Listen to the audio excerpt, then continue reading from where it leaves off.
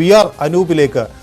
അനൂപ്, ഈ നിങ്ങൾ വോട്ട് ചോദിക്കുന്നില്ല, നിങ്ങൾ പിന്തുണ ചോദിക്കുന്നില്ല, പക്ഷേ ഇതൊക്കെ പിന്തുണയായി വരുന്നു. ഇത് ഒരു നേട്ടമായി കാണുന്നത് ഒരു തിരിച്ചടി ഉണ്ടാകാനുള്ള സാഹചര്യങ്ങൾ ഉണ്ട് എന്ന് കണക്കാക്കുന്നുണ്ടോ? SDPIക്ക് പുറകെ വെൽഫെയർ പാർട്ടിയും നൽകുന്ന പിന്തുണയെ എത്ര ഗൗരവത്തോടു കൂടിയാണ് കാണുന്നത് കോൺഗ്രസ്?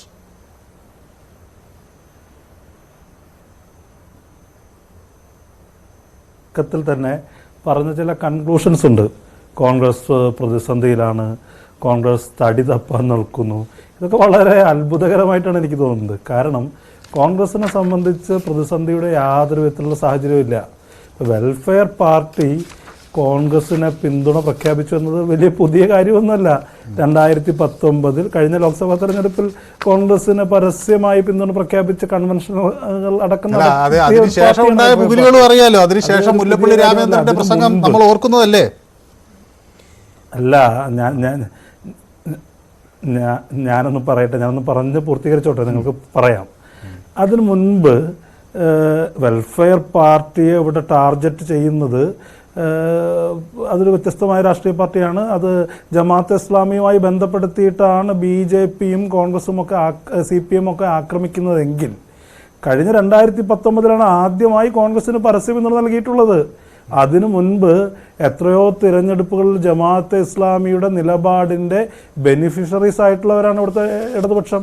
ഹിറ സെൻറ്ററിലേക്ക് ഇവിടെ CPMന്റെ നേതാക്കൾ പോയി ജമാഅത്തെ ഇസ്ലാമി അമീറിനെ കണ്ടിട്ടില്ലേ? തിരിച്ച് ജമാഅത്തെ ഇസ്ലാമിയുടെ നേതാക്കന്മാർ AKG സെന്ററിൽ പോയിട്ടില്ല. പക്ഷേ ഒരു തെരഞ്ഞെടുപ്പ് പരാജയത്തിന്റെ ഉത്തരവാദിത്വം നിങ്ങൾ അവർക്ക് മുകളിൽ കെട്ടിവെച്ച ഒരു സംഭവമില്ലേ? ഈ തദ്ദേശ തെരഞ്ഞെടുപ്പ് കഴിഞ്ഞപ്പോൾ ജമാഅത്തെ ഇസ്ലാമിയുമായി അല്ലെങ്കിൽ വെൽഫെയർ പാർട്ടി ഞങ്ങളുടെ ഔദ്യോഗികമായി പാർട്ടിയുടെ തിരിച്ചടിയായി എന്നൊരു തോന്നൽ ഉണ്ടായില്ലേ തദ്ദേശ തെരഞ്ഞെടുപ്പ് കഴിഞ്ഞപ്പോൾ? ഇടതുപക്ഷം നടത്തുന്ന ഒരു വലിയ വിമർശനമാണ്. ഇടതുപക്ഷം നടത്തുന്ന വലിയ വിമർശനമാണ് ഇത്. ഞങ്ങളെ സംബന്ധിച്ച് ഇപ്പൊ ഇന്ന് വെൽഫെയർ പാർട്ടി പിന്തുണ പ്രഖ്യാപിക്കുമ്പോൾ പറഞ്ഞത് 2 കാര്യങ്ങളാണ്. രാജ്യം ഒരു ഹിന്ദു രാഷ്ട്രമാകാതിരിക്കാൻ ഇവിടെ ഇന്ത്യ മുന്നണി അധികാരത്തിൽ വരണം. കേരളത്തിലെ പ്രത്യേക സാഹചര്യത്തിൽ ഇന്ത്യ മുന്നണിയിൽപ്പെട്ട കക്ഷികൾ തന്നെ ഏറ്റുമുട്ടുന്ന സാഹചര്യത്തിൽ ഇന്ത്യ മുന്നണിയിലെ ഏറ്റവും വലിയ രാഷ്ട്രീയ പാർട്ടി, ഇന്ത്യ മുന്നണിയെ നയിക്കുന്ന രാഷ്ട്രീയ പാർട്ടി കോൺഗ്രസ് ശക്തിപ്പെടേണ്ടത് അനിവാര്യമാണ്. പിന്തുണ സ്വീകരിക്കുന്നു, ഞങ്ങൾ ആരോടും പിന്തുണ ചോദിച്ചിട്ടില്ല എന്ന് പറയേണ്ട സാഹചര്യം പിന്നെ വരുന്നത് എങ്ങനെയാണ്?